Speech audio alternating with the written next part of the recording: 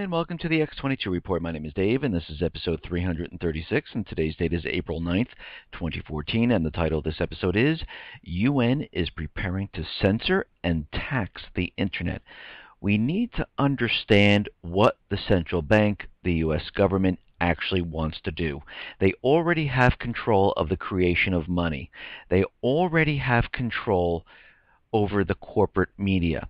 The next phase is to control the internet, because right now it is the Wild West and there's way too much information being sent along to different sites, to different alternative media sites, and they need to rein this in and control this. And this is why the United States, President Obama, is ceding control over to the UN at this point to allow them to then tax the internet, to bring in revenue into the UN, and then also to censor the internet wherever they deemed they need to censor. And this is the beginning stages of controlling pretty much everything. The flow of information they will completely control, and they will control the creation of money, which they already have control over that. And once they have this, they control pretty much everything. And this is what we're looking at right now. And there is a report out there saying what the UN is planning on, what they're planning to do, and we're going to get into that a little bit later in this report. Let's start with the economic collapse news. We're going to head out to Spain. Yesterday I mentioned that Spain was looking to have a referendum where Catalonia was going to secede from Spain, but it looks like the Spanish government has once again rejected a proposal submitted by Catalonia, and right now the proposal was rejected on Tuesday by large majority. During a debate in the parliament, Rajoy said the Constitution does not recognize the provincial or regional sovereignty of the northeastern region of Catalonia. This proposal is not compatible with the Spanish Constitution. So that deal is pretty much put to the side right now, but most likely they'll bring it up again, just like in Venice and in other areas. Now, in Greece, we do understand that they're having a very rough time. Most of the people are unemployed. Most of the people are just making ends meet. Most of the people are going into the black market to get goods by using barter trade and other things. And right now, thousands of Greek workers have taken to the streets in the capital of Athens to protest against the government's austerity measures. And we understand this. Every time the government takes on new debt from the IMF, they have to get rid of jobs, they have to cut programs, and they take on more and more debt, and they add more and more taxes to the people, and pretty much this is not really going anywhere at this point. All they're doing is putting the burden on the people, and the people pretty much had enough of this already. The government keeps telling them, oh no, next year it's going to get better, oh it's going to get better. It has not gotten better. It has gotten worse and worse and worse. And right now they're out there and they're chanting, they're screaming, they're pissed off, and they're out there saying this is our answer to the dead-end policies that have squeezed workers and made Greek people miserable, said the GSEE in a statement, adding, we are striking and fighting to put an end to our austerity. And there was about 6,000 people that joined the protest, including striking workers, pensioners, and unemployed Greeks at this time. Now, we understand in Cyprus they still have capital controls, even though they told us they're removing them. Now they're saying by the end of May that they're going to remove all the capital controls, but we're going to have to actually see if they actually remove them. They keep saying they're going to remove them, then they change it up and say, oh no, maybe in the spring, now maybe the end of May, maybe the beginning of summer.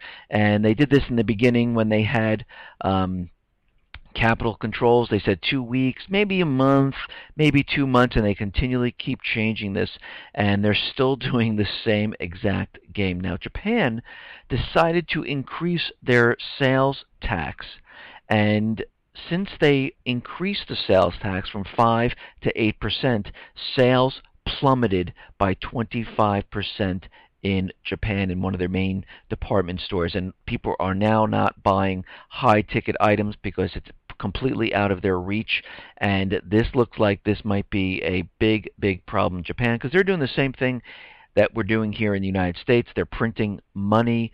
They've been doing this for quite a while, trying to keep their economy going, and this might be a huge problem for Japan. Now, here in the United States, wholesale inventory build-up slows as sales miss for the third month in a row. Wholesale inventory growth slowed to 0.5% from a revised 0.8%. This is the second slowest rate of inventory increase in 7 months. I guess those the car manufacturers, especially GM, who's recalling a lot of cars, reached the point where they're trying to channel stuff the dealerships, and they're recalling a lot of cars right now, so we're not really seeing an inventory buildup at this time. Now, we understand that retail is completely plummeting. We understand that stores are closing, and we're starting to find out why. Well, we already know why. The people are pretty much tapped out. They have no more money. They're not spending on things they actually don't need. And right now, consumer spending stalls and is falling at this time. Gallup reports, and this is a survey that they did, that consumers' average daily spending flatlined year over year. And the stall in spending, both month over month and compared with a year ago, most likely signals a continuation of the lackluster retail sales. And these sales are going to get worse as we go through 2014. This is why retail is not doing well. It's not the weather. It's not because the moon is the full moon. It has nothing to do with all these people, all the corporate media and the government telling us why these are the problems. Because here we are now moving into spring. We're in April right now. The bad weather is pretty much done. The snow has been melting. Real estate should be popping now coming into spring, summer. Retail sales should be recovering because the bad weather is done with. But what are we actually seeing? None of this. Why? Because this was a bunch of baloney that they were feeding us during that period of time. Now we're going to have to see what they're going to come up with during the spring and summer. Most likely they'll blame it on the hot weather, or because of the winter months, it's affecting the spring and summer as we head into fall. They have an excuse for everything, but what we know is as more and more people get laid off, they can't find those full-time jobs. They have a problem finding the same job at the same salary. Most of the people find jobs making less money or can't even find those jobs, and they turn to part-time jobs where they have to get one or two or maybe more part-time jobs. And we're seeing a lot of companies lay off. I mean, Barclays, 15,000, RBS, 30,000, Dell, 15,000, Sony, Macy's, JCPenney, Sbarro. I mean, we can go on and on and on. Store closing, out of work. Everyone is laying off at this point. And right now, Bank of America, they're laying off an additional 3,000 people. And this is international. And what I'm hearing is when they announce the domestic layoffs, it's going to be quite high. And we're going to see this from every single financial institution. This is not going to stop because they realize what is coming here.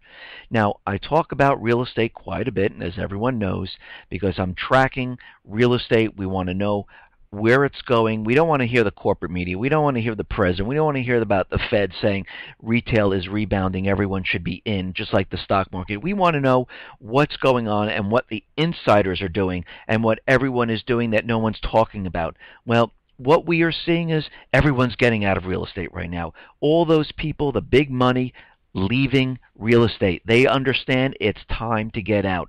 Why? Because they see what is happening. They pump this up to where they can't go any further. They realize the American people are not buying these homes. And right now, U.S. home mortgages fell last week as refinancing slipped again. The Mortgage Bankers Association said its seasonally adjusted index of mortgage applications activity, which includes both refinancing and home purchase demand, fell another 1.6% in the week ended April 4th. So what are we seeing? We're moving into spring right now. Usually in the real estate market, spring, summer, very good time. People planting flowers, they're getting their ready they're getting ready to sell their homes. People are coming out to look at homes, and we usually see a pop during this time. But we're not seeing that pop. We're seeing it actually decline again, and we're seeing this happen, and this is keeping with the trend because as we know, and as I reported over and over, the big money is getting out. The people who purchased in cash, they are leaving the market. They realize what's going on, and the big companies who have mortgage departments realize all of this prior to this date. They knew in the fall of 2013 that this is it. Let's start laying off these mortgage people in our departments because we are not going to need them whatsoever because real estate is not going to recover at this time. Now, in my past reports, I always bring up the Baltic Dry Index, and what we're seeing right now, and we understand that this is a good indicator to tell us how the economies are doing because these are raw materials where speculators, investors can't really manipulate, and the Baltic Dry collapses now for 12 days in a row. This is the worst start to a year on record. So this is not looking good, and we see retail is not getting better, house sales are not getting better, there are more layoffs coming, and we're seeing the indicator that tells us where the economy is heading. It is not heading in the right direction. And what else are we seeing? We're seeing that countries around the world are dumping the dollar. They're removing it from their reserves. They're adding the yuan. They will be adding the ruble because once the Russia's payment system comes online and they say their oil, their commodities, and everything else has to be paid with rubles, countries will have to start buying the rubles. And this is what we're seeing. And in the report that I did a couple days ago said that the countries keeping the dollar in reserves has dropped from like 55 to 33% and is dropping continually throughout this year down to 20 to 25%, or it could go lower. And what this means for us is that the dollar is going to devalue. This means it's going to be much harder in the United States to go out and buy these goods. If you're on a fixed salary, it's going to be worse for those people, especially those people who are retired, and those people who are working their part-time jobs making a certain amount of money. It is going to get worse as time goes on because that milk is no longer going to be $4.25. It will be $5.25. It will be $7.25, and your salary is not going to go up. In most cases that we've seen since 2008, salaries have gone down, not up. They are not keeping up with the inflation that we're seeing. And of course, the Fed and the government saying, there is no inflation, we see nothing. Well, of course, when you manipulate the calculations and you remove food and energy, of course there's no inflation. But to everyday people that go out to the supermarket and they buy their food, they definitely can see there's something wrong because when you go there a week before, and I'll use my example of milk. Milk is, $3.95, and I go to the supermarket a week later and it's $4.15, and I go to a week later and it's $4.25. I know something's wrong. When I go and look at bananas, I look at meat, I look at wine, I look at beer, and I see the prices continually going up, I know there's something wrong. Inflation is here. It's happening right in front of our eyes. Now, I talk a lot about the government trying to take away our rights, and I talk about gun rights quite a bit. And what is interesting is the government is continually setting up free speech zones. The First Amendment zones. And what these are areas set aside in public places for political activists to exercise their right of free speech in the United States. Well, this is not what the Constitution says, the Bill of Rights says. It says we have the freedom to speak our mind wherever, not in a certain location. But what's happening is the existence of free speech zones is based on the U.S. court decision stipulated that the government may regulate the time, place, and manner that you can talk freely. How do you like that? They are definitely removing our rights. And this goes on to say that free speech zones have been used at a variety of political gatherings. The stated purpose of free speech zones is to protect the safety of those attending the political gathering or for the safety of the protesters themselves. They always turn it around. We're doing this to keep you safe, because that free speech, we don't want you going crazy here with all that talk and stuff, so we need to keep you in a certain caged area to keep control of you. And again, this is completely null and void because we can protest wherever we want. We can speak our minds wherever we want. And we can see what they're trying to do. They're trying to designate areas where we need to go now, and they are trying to continually, incrementally remove our rights, remove our rights. Pretty soon, they'll say, well, you're only allowed to have free speech in these areas on Monday.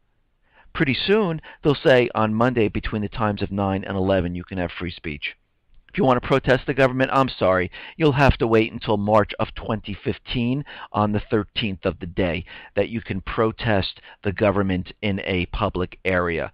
This is how they are doing it. Every single day, every single time you hear something like this, they are incrementally removing your rights, and they'll continually do this until the people say, okay, we have enough right now. This is not working. You are not abiding by the Bill of Rights at this time. We the people say, no more. We are done. Now, right now, Eric Holder is saying that the ATF is planning to use drones. They're looking into it. They spent around $600,000 exploring the use of drones, which means they already have them, which means they've been experimenting and they have been using them. And we can see that every single agency in the United States will be using drones. They'll be using the helicopter drones. They'll be using the plane drones. They'll all be equipped with cameras and weapons to keep control of the people. And we know why they are doing this. We understand why all these agencies will be using these drones, because when this collapse comes and the martial law is implemented, they will need to keep control of the population. And this is why they're removing your rights for free speech. This is why they're removing your rights to own a weapon, because they are locking down on what is going on, and they need to control you, and they need to understand where you are, who you are associated with, and what you are doing at all times. And we can see this by looking at all these little towns that are getting these armored vehicles, these tanks. Now, why did these little towns of, say, a population of 7,000 need an armored tank? Well, Iowa City, with a population of 7,000, and we're seeing this all over the country, not just here, they are receiving a new tank for their SWAT team. Now, what purpose would they need this for in this tiny little town? It makes absolutely no sense. It's a mine-resistant, ambush-protected vehicle. Are there mines in the town? Are they expecting an ambush? It really boggles the mind, but we understand why this is happening, because DHS has spread across the country. They infiltrated all the local law enforcement agencies, and they are having them come in compliance to what they need them to do. And once they're in compliance, they receive these gifts: tanks, weapons, uniforms, other electronic devices for spying, because they're controlling every single law enforcement agency across the country. Because when martial law is enacted and they have to control the people, they realize they will need the assistance of all these police forces, because they do not have the personnel to control every single person. So now they broke it down into at a lower level, and this is local law enforcement. But they're having command centers in the different states, 1, 2, 3 command centers of DHS, where they're controlling all these local law enforcements, and this is what's happening right now. Okay, now out in Turkey, we understand they try to create this false flag so they can get into Syria, so NATO can get in there, U.S. can get in there, and really strike into Syria to help out the rebels to remove Assad. And right now, Turkey, they're out there saying that that Syria military was deploying a range of Russian origin air defense systems along its border. The Turkish military said the Syrian military was using at least 3 surface-to-air missile systems to track the Turkish Air Force.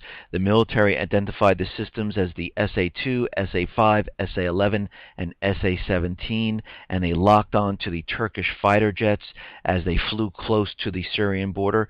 Well, yeah, of course. If you're flying military aircraft very close to the border, those systems are going to lock on to the other country's jets. I mean, it makes no sense to me. Now, think about it. In the United States, if we had Russian or Chinese jets flying along the borders, you don't think our missile systems would lock on to those planes? Of course they would. But they're up in arms like, oh my God, look what they're doing. And of course they're going to do this. And they're saying that the military said its F-16 multi-role fighters were patrolling the border with Turkey, and the lock-on lasted for more than 16 minutes. And the Turkish government is out there, oh my God, see, Syria's ready for war. They're trying to fire on our jets. Well, no, you're provoking them from flying so close to the border, and you have to expect this. Just like if Syria flew their jets along the border, I'm sure the Turkish missile systems would lock onto their jet fighters. Right now, as we know in Ukraine, there are different regions, different cities saying we want independence from Kiev. We don't want to be part of Ukraine.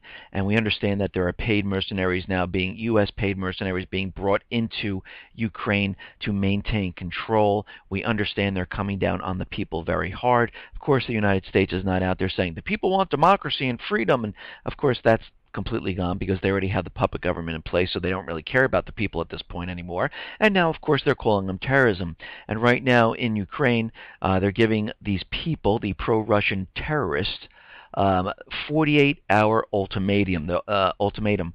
Ukraine's interior minister has warned pro-Russian activists who have taken over state buildings in eastern cities to enter talks to find a political solution or face force from Ukrainian military. And we can see that they are trying to push their agenda, control what these people really want, and they're trying to silence them. This is exactly what they're trying to do. Russia is out there saying, listen, if the EU and the United States now have control of Ukraine, Russia can no longer support Ukraine at all. You people will have to step in and pay for all these bills that is owed to Russia and pay off all their debts. And this is what Putin is saying. He says Russia can't continue to prop up Ukraine's faltering economy, and this responsibility should fall on the U.S. and EU, which have recognized the authorities in Kiev, but not yet given them $1 to support the economy. Well, it's not going to the economy. The money is going to the government and what they want to use it for, and the people of the country actually have to pay the interest on this loan, this debt. It's the same thing in Greece. The people get the austerity.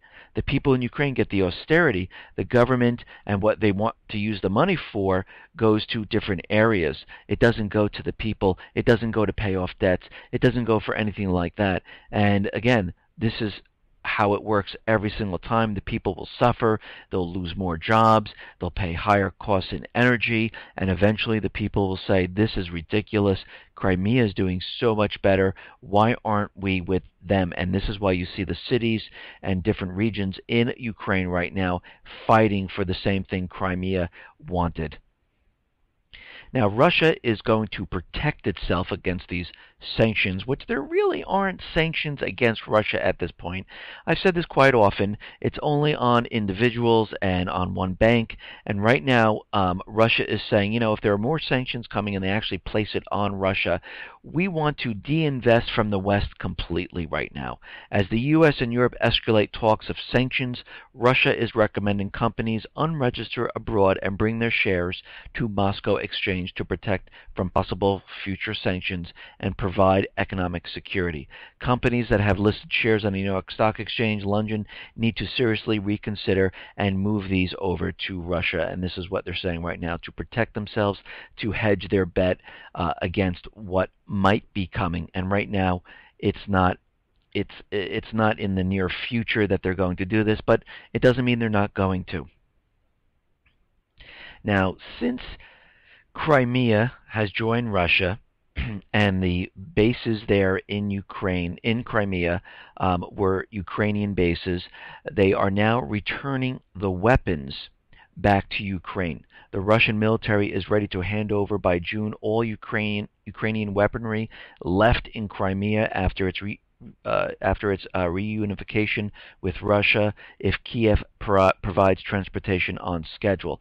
So they are taking the weaponry and all their assets that they have, and they are returning it to Ukraine. Crimea doesn't want it. Russia doesn't want it. It belongs to Ukraine, so they are sending that back. Now, as we know, Russia and China are making a deal, and they're making a deal on natural gas and gas, and right now they are ready to sign the deal. The holy grail for Moscow is a natural gas supply deal with China that is apparently now close after years of negotiation.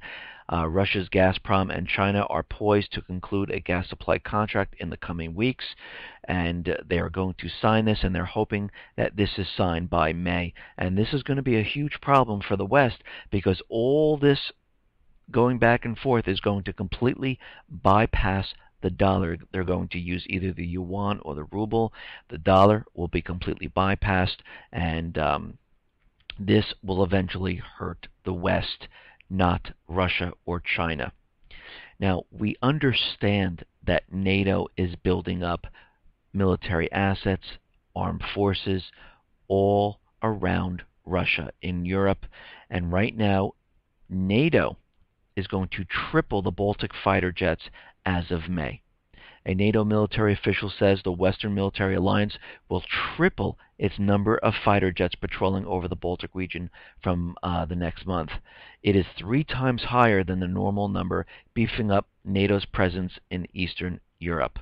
And right now we understand the USS Donald Cook is entering the Black Sea to join the Truxtun that is still there, and now we have more ships in the Black Sea. We have troops moving into Romania, jets flying, being sent over to Romania, which borders on the Black Sea. So we can see what's going on right now. They are building and moving and positioning military assets which pretty much surround Russia, the same thing they did with the pivot to Asia. Now, there is a report out there saying that the new talks are collapsing because what Iran did, they picked a UN envoy, and his name is Hamed. I'm going to try to pronounce his last name, Abatalebi, and they are rejecting him right now. And the U.S. says this might be a problem with continuing with the talks, because this person pretty much had a role in the 1979 hostage crisis at the American Embassy in Tehran, and Senator Cruz had no problem convincing his colleagues on Capitol Hill to speak up against what he called a deliberate and unambiguous insult to the United States, courtesy of Iran. And Jay Carney is out there and has said the administration is indeed opposed to the nomination, however, and now the future of discussion between America and Iran over the latter country's alleged nuclear program is up in the air as the argument intensifies. And it seems like that, this was happened, 30 plus years ago, that this person was involved in removing the central bank, removing the United States out from Iran because they no longer wanted to use the U.S. dollar to pay for their natural resources. They removed United States completely. They threw them out, and ever since then, the central bankers have been trying to get back into the country.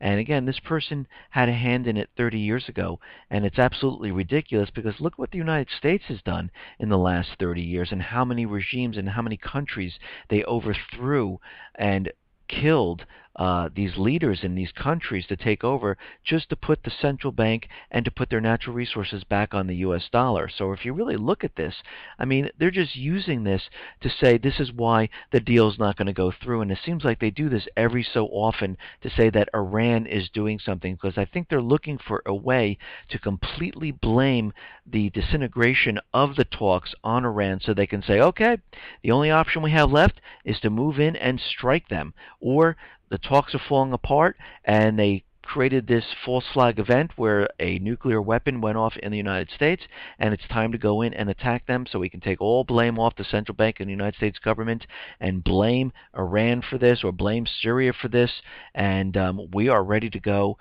to war because they just collapsed the economy. And it seems like they're continually doing this and not letting up. Now, we understand the elections are coming up in mid-2014 for Syria. Assad said he's going to run for re-election. We understand they changed the laws where you have to be a Syrian citizen, you have to live in Syria for 10 years, and right now the opposition is saying that we're not going to be involved in the elections coming up mid-2014. A leader of Syria's main opposition coalition said Wednesday that the bloc would not field a candidate in July. Well, they can't because they don't have someone who's a Syrian citizen that lived in Syria for 10 years. This is the problem that they're having. So they're not going to put a candidate in there to be elected. So this leads me to believe still that there's going to be some type of false flag event, because we understand that in the United States, they closed the Syrian embassies, they kicked out the Syrian government officials out of the United States. We understand that they've been building up military assets in Jordan, training teams to send back into Syria. They've been delivering sophisticated military weapons, armor-piercing missiles that can fire into get through tanks and shoot down airplanes, and all this is coming in to Jordan just like back in August of 2013, and it seems like they have no choice at this point in the game here, because they've tried many different false flags. They tried the Turkey false flag, they tried the chemical weapon false flag, and it all seems to be falling apart right now. But Israel has more intel on the recent Assad using the chemical agent, and what they're saying right now, and this is from special intel that they have, that Syrian security forces loyal to Assad were using a non-lethal chemical weapon agent meant to block rebel operations. This agent neutralizes but does not kill, a source said. The substance that the Syrian police force used caused breathing problems, the official said. The Syrian opposition said at least 4 people were killed in the chemical weapon attack of March 27. So they're continuing with this propaganda that Assad used chemical weapons, and again, we have to use common sense.